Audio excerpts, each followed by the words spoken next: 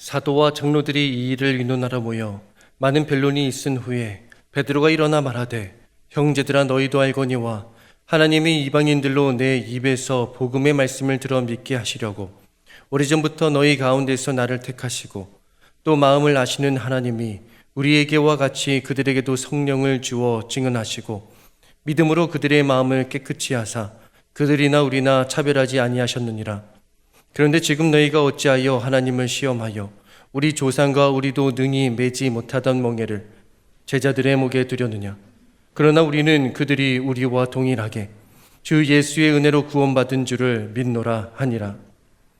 이에 사도와 장로와 온 교회가 그 중에서 사람들을 택하여 바울과 바나바와 함께 안디옥으로 보내기를 결정하니, 곧 형제 중에 인도자인 바사바라 하는 유다와 실라더라. 그 편에 편지를 붙여 이르되, 사도와 장로된 형제들은 안디옥과 수리아와 길리기아에 있는 이방인 형제들에게 문안하노라.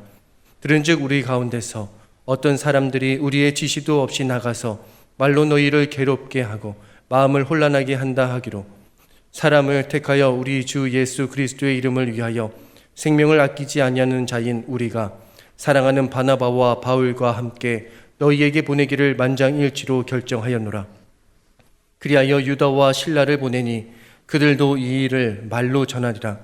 성령과 우리는 이 요긴한 것들 외에는 아무 짐도 너희에게 지우지 아니하는 것이 옳은 줄 알았노니, 우상의 제물과 피와 목매어 죽인 것과 음행을 멀리할지니라. 이에 스스로 삼가면 잘되리라. 평안함을 원하노라 하였더라. 그들이 작별하고 안디옥에 내려가 무리를 모은 후에 편지를 전하니 읽고 그 위로한 말을 기뻐하더라. 아멘. 여호와 하나님의 이름을 높여 드리는 것이 우리에게 언제나 기쁨이고 힘이고 능력인 줄로 믿습니다. 오늘 우리가 예배하는 가운데 하나님이 주시는 마음이 붙잡아져서 우리의 삶에 가야 할 방향이 분명해지는 그런 예배의 시간이 되기를 원합니다. 오늘 예배 이 자리에 많은 성도님들이 모이셨는데, 혹시 여러분들 중에 어떤 모임에 가면 목소리 좀 큰 분 계십니까? 어느 곳에 가서 좀 자기 주장도 좀 강하게 하는 편이고, 내가 그러면 다른 사람들이 다 따라오더라. 난 목소리가 좀 큰 편이다. 여러분 조심하셔야 됩니다. 그런데 사실은 오늘 사도행전 말씀에 15장 말씀에 그와 같은 일이 일어나고 있는 것을 봅니다. 유대로부터 내려온 형제들이 안디옥에서 정말 하나님의 나라 복음을 가르쳐야 함에도 불구하고 그들이 모세 율법을 주장하고 특히나 할례 유물을 들이밀면서 이방인과 유대인을 구분하려는 시도를 합니다. 그리고 더 나아가서 할례 받지 않으면 능히 구원을 받지 못할 것이다. 아주 강하게 주장을 하는 것이죠. 할례 받지 않으면 우리와 너희는 다르다. 모세의 율법을 따라 행하지 않으면 너희와 우리 다르다. 이런 주장들이 안디옥에서 일어났습니다. 이 일로 적지 않은 다툼이 있었고 변론이 일어났다. 오늘 말씀이 기록하고 있어요. 안디옥 교회 안에, 하나님의 교회 안에 하나됨이 흔들리기 시작한 것입니다. 근데 이때 이와 같은 문제로 인해서 이 안디옥 교회가 그 안에서 시시비비를 가리느라 혼란을 겪은 것 아니라 그들이 한 가지 지혜를 가지고 바울과 바나바와 더불어 몇 사람을 예루살렘 교회로 보내기로 결정을 합니다. 정말 잘한 일이죠. 그 이유는 예루살렘 교회의 사도들과 장로들에게, 그곳에 있는 사람들에게 함께 분별함을 받으려고, 그 공동체의 문제를 함께 나누고자 한 거예요. 그래서 예루살렘 교회로 가는 이들이 이제 출발을 하게 되죠. 바울과 바나바를 중심으로. 그런데 참 특이한 일은 그들이 가는 곳마다 복음으로 인해서 이방인들이 죽게 돌아온 일을 증거하며 올라갑니다. 그러니 지금 안디옥 교회에 문제가 있는 거잖아요. 그러니까 그 문제 어떻게 해결해야 할까? 이거 붙잡고 예루살렘 교회로 가는 것이니 온통 이 문제 어떻게 해결할까에 신경이 다 쓰일 법도 한데, 올라가는 바울과 바나바는 가는 곳마다 정말 이방인들이 주께 돌아온 복음의 역사를 계속 증거하는 겁니다. 참 놀랍다는 생각이 들어요. 예수 그리스도 믿는 자 누구나 구원받은 하나님의 자녀로 살게 된다. 이 복음을 전하는 곳마다 큰 기쁨이 되었습니다. 오늘 말씀은 복음의 역사 가운데 기쁨의 역사가 있었음을 증언하고 있어요. 오늘 말씀 준비하면서 묵상할 때 누구나 믿음으로 구원받는 은혜, 그것이 나에게 진짜 기쁨이 되나? 이거를 진짜 물어봐야겠다. 스스로 점검해야겠다는 생각이 들었어요. 한 사람도 빠짐없이 누구나 믿음으로 구원받는 은혜, 이게 진짜 기쁨이 되나? 우리는 아무 조건 없이 구원받은 하나님의 자녀가 돼서 그 은혜 누립니다. 근데 그 은혜 누리면서도 우리 마음 안에는 다른 사람, 그 사람은 안 돼. 그 사람은 이것 때문에 안 돼. 저 사람이 우리 안에 들어오는 것은 싫어. 또 저 사람이 하는 말 마음에 안 들 뿐 아니라 짜증이 나. 화가 나. 우리는 아무 조건 없이 은혜를 누리고 있으면서도 이 사람은 안 되고 저 사람은 싫고, 이렇게 해서는 복음의 소식, 구원의 은혜를 우리가 스스로 왜곡하고 있다. 그런 마음이 강하게 들었습니다. 예루살렘 교회에서도 안디옥에서 일어난 일, 그것을 들으면서 이 문제가 큰 이슈가 됐어요. 바리새파 사람들 중에는 이방인들 할례 받고 모세 율법 잘 지켜야 한다, 강하게 주장을 합니다. 그렇게 했어요. 그러나 바울과 바나바는 무슨 이야기를 했냐면, 하나님께서 자신들과 함께 하시면서 자기들을 통하여 행하신 하나님의 모든 일을 증거했어요. 그래서 서로 다른 많은 이야기가 오고 가기 시작을 했습니다. 여러분, 물론 서로의 이야기를 함께 나누는 것은 참 중요한 시간이라 생각을 합니다. 그러나 문제가 되는 것은 서로의 주장만을 끝간데 없이 주장하기만 하는 것은 문제라는 거예요. 근데 바로 그때 베드로가 예루살렘 교회에서 강한 메시지를 전합니다. 마음을 아시는 하나님께서 이방인들에게도 우리와 동일한 성령을 주셨다. 이것을 증언해요. 그리고 더 나아가서 분명히 하나님의 뜻을 증거하는데, 사도행전 15장 9절 11절을 이어서 보면 이렇습니다. 믿음으로 그들의 마음을 깨끗이 하사 그들이나 우리를 차별하지 아니하셨느니라. 그러나 우리는 그들이 우리와 동일하게 주 예수의 은혜로 구원받는 줄을 믿노라 하니라. 그러니까 베드로가 지금 교회 안에 일어난 이 이슈에 대해서 너무나 분명한 하나님의 마음을 전했어요. 누구나 아무 차별받지 않고 어떤 멍에도 부과되지 않고 주님의 은혜로만 구원받는다. 이 사실을 증거합니다. 여러분, 이 놀라운 사실이 우리에게 기쁨이 됩니까? 우리가 진짜 이것을 점검해야겠습니다. 여전히 갈등, 논란이 있었어요. 그러나 베드로는, 여러분, 우리가 사도행전 말씀에서 이미 본 것처럼 고넬료의 집안에 하나님이 어떤 은혜를 베푸셨고 어떤 역사를 하셨는지를 베드로는 이미 알고 있었어요. 이방인들에게 동일하게 성령이 임했고 조건 없는 하나님의 사랑이 강하게 드러났다는 것을 베드로는 알았어요. 그러니까 하나님의 마음이 이방인을 향하여 얼마나 큰가를 그는 이미 증언할 준비가 돼 있었던 거예요. 참 놀랍죠. 베드로를 이미 고넬료와 만나게 하셔서 이 일을, 지금의 모든 것을 준비하게 하신 하나님의 역사를 봅니다. 베드로가 이런 이야기를 하니까 이어서 예루살렘 교회의 중심 역할을 했던 야고보 사도가 구약의 말씀을 통해서 말씀마다 계속 흘러나온 그런 하나님의 말씀, 하나님의 마음은 다른 것이 아니라 이방인 모두를 향한 하나님의 사랑, 이것은 구약 시대로부터 지금까지 이어져 오고 있다. 이걸 야고보 사도가 이야기해요. 야고보 사도는 예루살렘 교회에서 굉장히 비중이 있는 사도였습니다. 그가 사도행전 15장 17절을 보면 이렇게 이야기해요. 이는 그 남은 사람들과 내 이름으로 일컬음을 받는 모든 이방인들로 주를 찾게 하려 함이라 하셨으니. 진짜 놀라운 말씀이에요. 근데 이 야고보 사도가 그 말한 이 말씀은 아모스 선지자를 통해서 이미 선포된 하나님의 마음이에요. 성경 곳곳마다 이방인을 향한 하나님의 사랑이 증거되고 있어요. 지난 주일에 저희가 사도행전 14장 말씀을 함께 나눌 때 그 14장에 복음을 증거하는 이유를 분명히 드러내고 있습니다.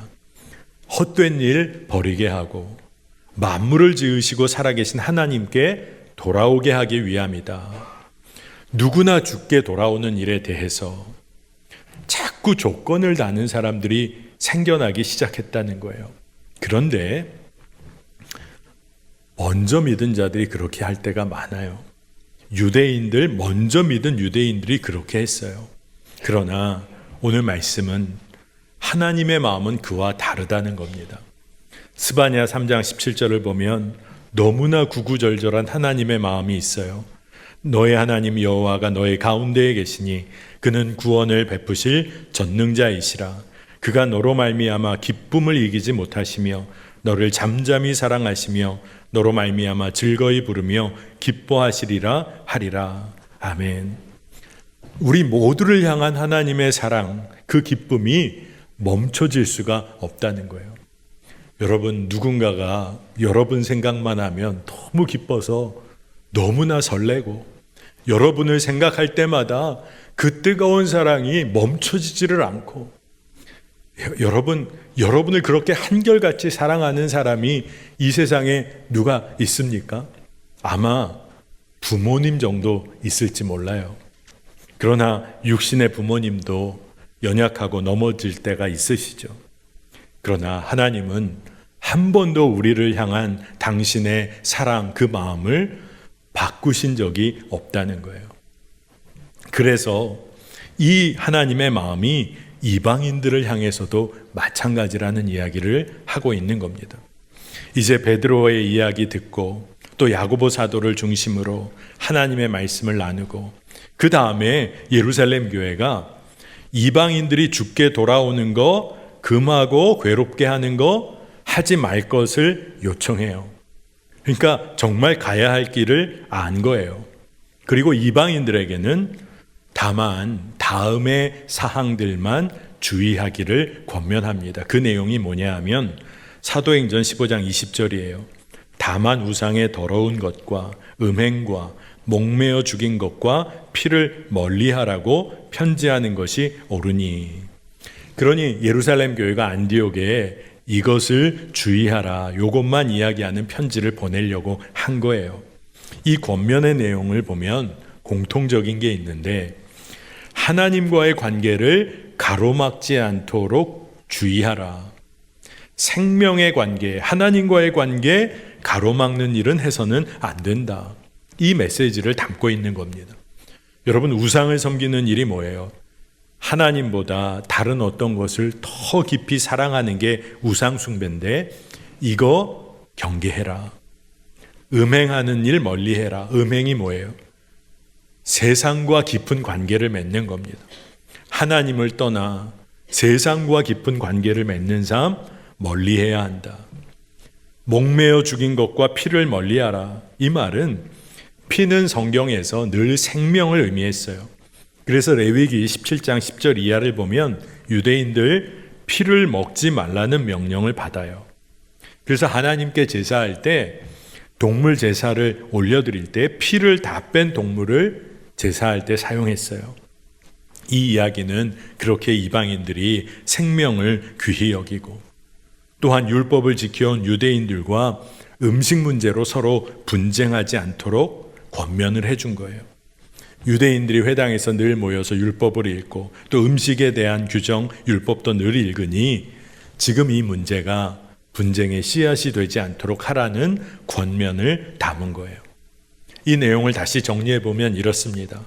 은혜에 놓이게 된 자들이 좀 지켜야 할 것들이 있는데 우상을 섬기지 않고 하나님과의 관계 저버리는 음행 멀리하고 생명을 존귀히 여기고 그리고 무엇보다 특별히 이미 주어진 율법에 있어서 이방인들과 유대인들이 서로 그 율법의 참 의미를 잘 이해해서 함께 살아가고 하나님을 예배하는 삶을 살라는 겁니다. 여러분, 한번 우리가 생각해 보면 율법 잘 지키는 것 그 자체가 문제는 아닙니다. 그러면 진짜 문제는 뭘까요? 율법 지키는 것을 통해서 하나님의 사랑을 제한해 버리고 누군가를 얽어매고 통제하려는 것이 진짜 문제라는 거예요. 율법은 사실 복음과 통합니다. 여러분, 율법이 제일 먼저 하는 역할, 일이 있어요. 그것은 우리가 정말로 주님 앞에서 죄인이다, 죄된 존재라는 것을 깨닫게 해줍니다. 그게 왜 그럴까요? 율법의 말씀 앞에 우리가 서면, 그 모든 율법 앞에 우리가 서보면 우리가 그 율법, 그 말씀을 언제나 어기는 자임을 보면서 우리가 죄인임을 알게 돼요. 그러니까 율법이 처음 하는 일이 죄된 존재임을 깨닫게 해주는 역할입니다. 두 번째로는 율법은 여전히 죄인인 우리가 하나님의 은혜 안에 있다는 것을 알게 해줘요. 그래서 죄와 악을 멀리하도록 우리를 이끌고 도와줍니다. 율법을 지켜나가며 죄와 악으로부터 멀리하는 거예요. 그러면서도 내가 하나님의 사랑과 은혜 안에 있지, 이거를 깨닫게 해줍니다. 그리고 최종적으로 율법은 어떤 일을 하느냐? 이제 율법을 지켜나가면서 하나님의 자녀요 백성다운 삶을 살도록 성도의 삶을 이끌어줘요. 견인해주는 힘을 발휘합니다. 이런 율법의 역할을 예전에 신학자들이 율법의 제1용법, 2용법, 3용법이라고 해서 설명을 하기도 했어요. 자, 율법은 복음과 상반되지 않고 통합니다. 복음은 어때요? 우리가 죄인임을 깨닫게 해줍니다. 그래서 십자가 은혜, 그 은혜를 경험하고 하나님의 사랑과 은혜 안에 충만히 거하게 합니다. 그러니 그 사랑을 겪고 나니까 성도로서의 거룩한 삶을 살고 싶어지는 거예요. 성화의 삶을 살도록 복음은 우리를 이끌어줍니다. 책임적으로 하나님의 사랑에 응답하며 살게 하는 거죠. 자, 이제 예루살렘 교회가 마음을 모았어요. 성령 안에서 마음을 모았어요. 그리고 안디옥 교회에 편지를 보내기로 합니다. 사도행전 15장 25절 26절인데 사람을 택하여 우리 주 예수 그리스도의 이름을 위하여 생명을 아끼지 아니하는 자인 우리가 사랑하는 바나바와 바울과 함께 너희에게 보내기를 만장일치로 결정하였노라. 아멘. 처음에는 교회에서 갈등, 분쟁이 일어났죠. 그런데 이게 결국 어떻게 하나가 되어 결론 지어질 수가 있었을까? 안디옥 교회에 내려왔던 유대인들이 할례 문제 제기하면서 갈등 분쟁을 야기합니다. 근데 주의 몸된 교회에 속한 성도들이 교회가 누가 옳으냐 그르냐 따지는 것을 멈췄어요. 그리고 예루살렘 교회에 함께 믿음의 공동체가 분별해 줄 것을 요청합니다. 이게 진짜 잘한 일이라는 생각이 들어요. 자기들 안에서 누가 맞냐 틀리냐 싸우는 거 멈추고 교회에, 예루살렘 교회에 그 분별함을 요청했어요. 그리고 아까 나눈 것처럼 그 예루살렘 교회로 가는 바울, 바나바, 그 함께하는 이들은 가는 곳마다 복음을 증거해요. 이방인들이 하나님께로 돌아온 복음의 역사를 증거합니다. 이 말은 뭘 말하느냐? 그들에게는 옳고 그른 게 중요한 게 아니었어요. 하나님의 은혜와 사랑 안으로 모두가 돌아오는 일이 가장 중요한 일이었던 거예요. 그러니 결국 하나 될 수가 있었던 거죠. 예루살렘 교회에서는 어떻게 또 하나 되는 역사가 있을 수 있었을까요? 베드로와 야고보 사도가 기록된 선지자들의 말씀, 하나님의 말씀에 주목했어요. 자기 생각, 자기 판단 아니라 하나님의 말씀에 주목하여서 이방인들을 향한 하나님의 마음이 크고 놀랍다는 것을 다시 한번 깨달은 거예요. 그래서 예루살렘 교회가 만장일치로 성령 안에서 하나됨을 지켜냅니다. 그리고 그것으로 인해 그들이 크게 기뻐해요.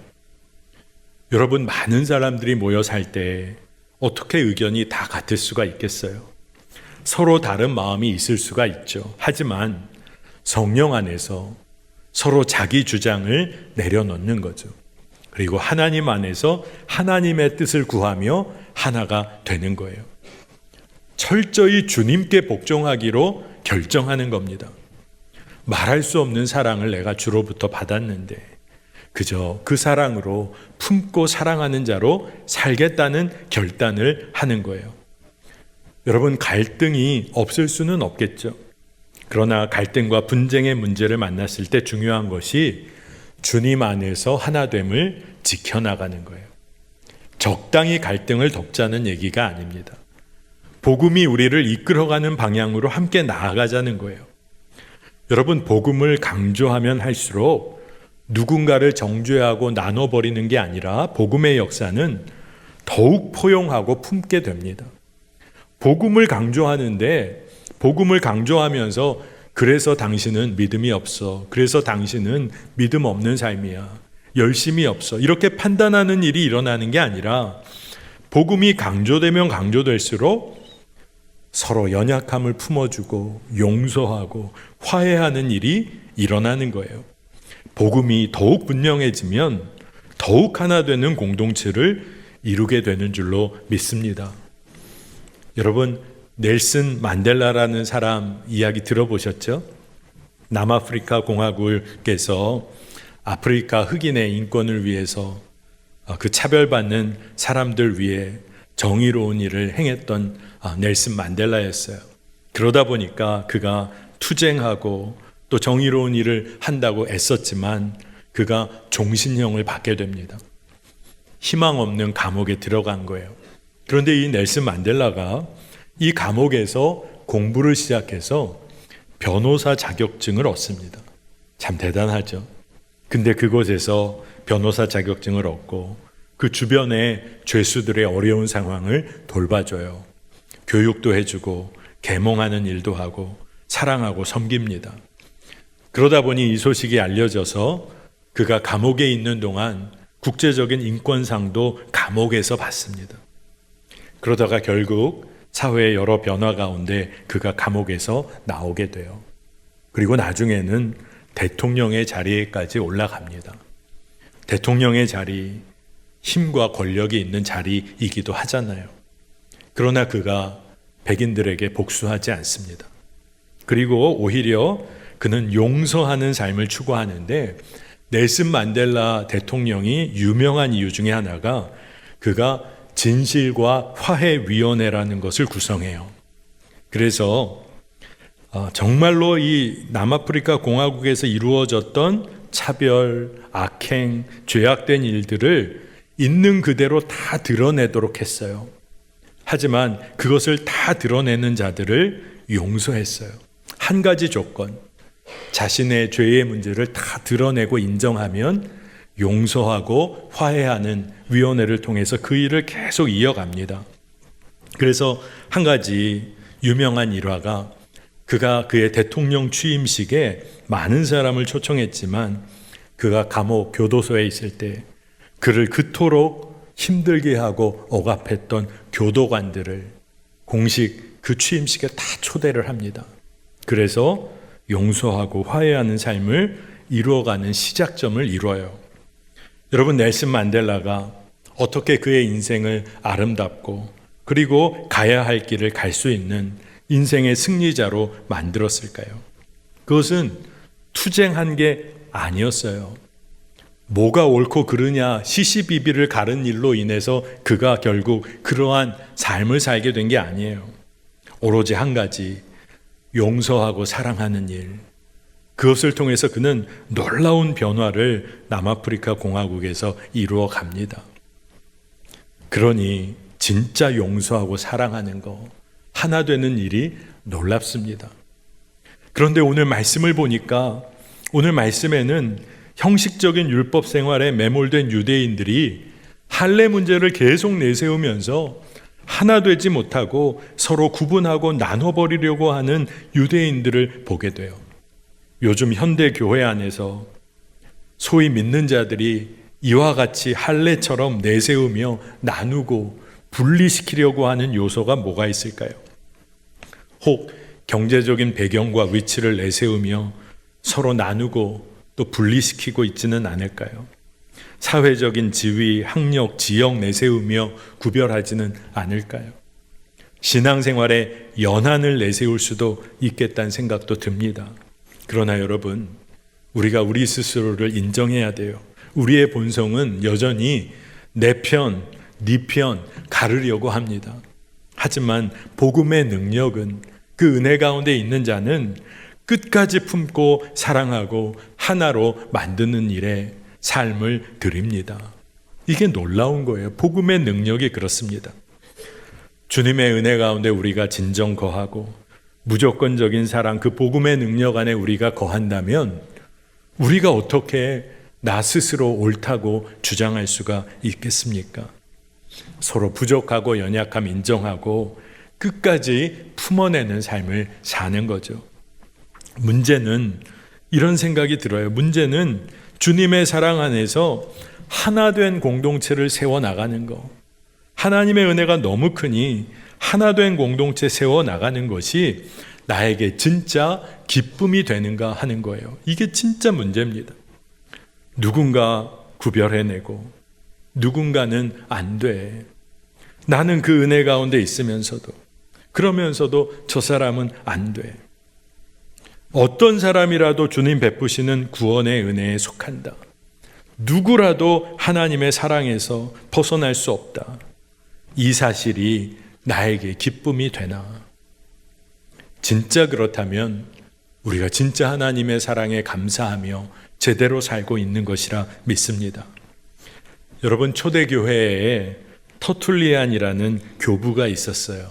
근데 이 터툴리안이라는 교부의 글을 보면 초대교인들은 종종 불신자들에게 전도할 때 어떤 이야기를 보통 하면서 전도를 했냐면 이런 이야기를 하면서 전도 시작을 했다고 그래요.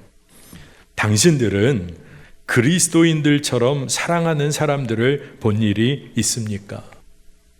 불신자들에게 이렇게 질문하며 전도하기 시작하면 불신자들이 그렇지.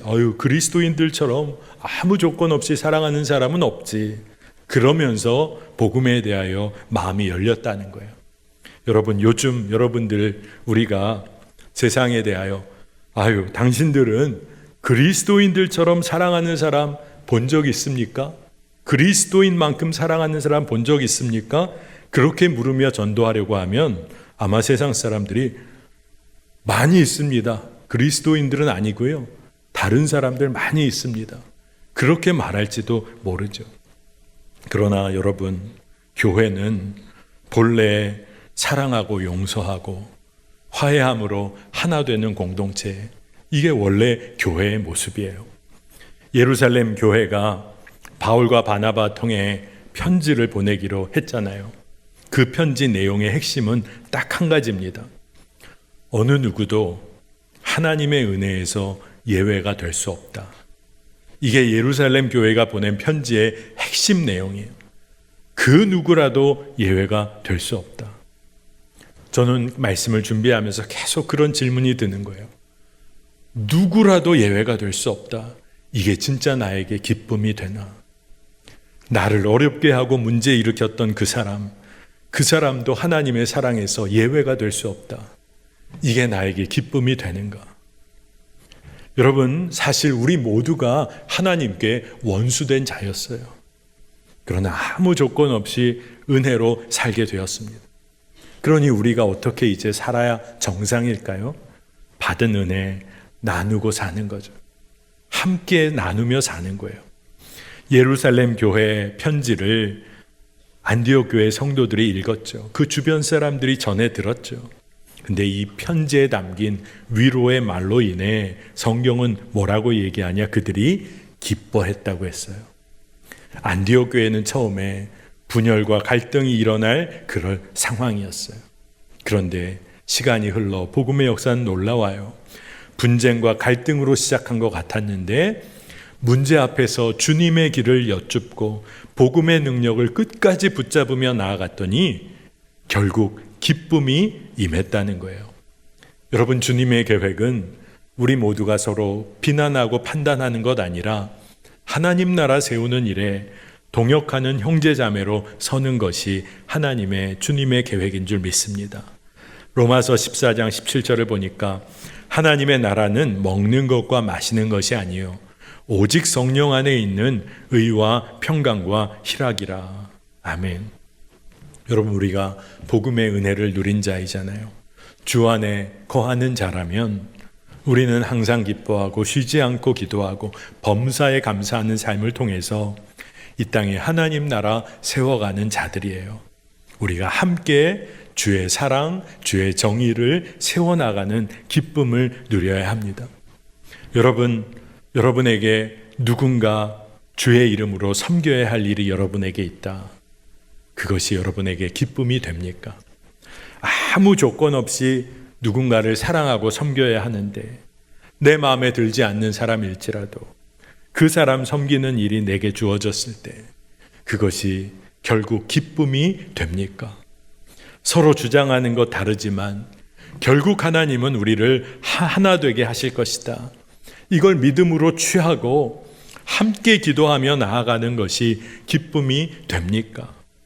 나와 다른 것 같은 사람일지라도 한 몸이라 믿으니 끝까지 서로 책임지는 사랑을 하고 서로가 서로에게 주 안에 복종하는 것, 이 일이 나에게 기쁨이 됩니까?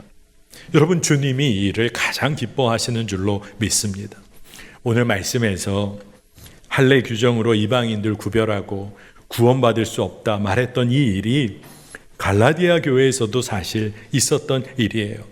갈라디아 교회에서 거짓 교사들이 할례 문제 언급하면서 믿음으로만 구원받는 그 복음의 그 놀라운 은혜에 그거 부족한 복음이다.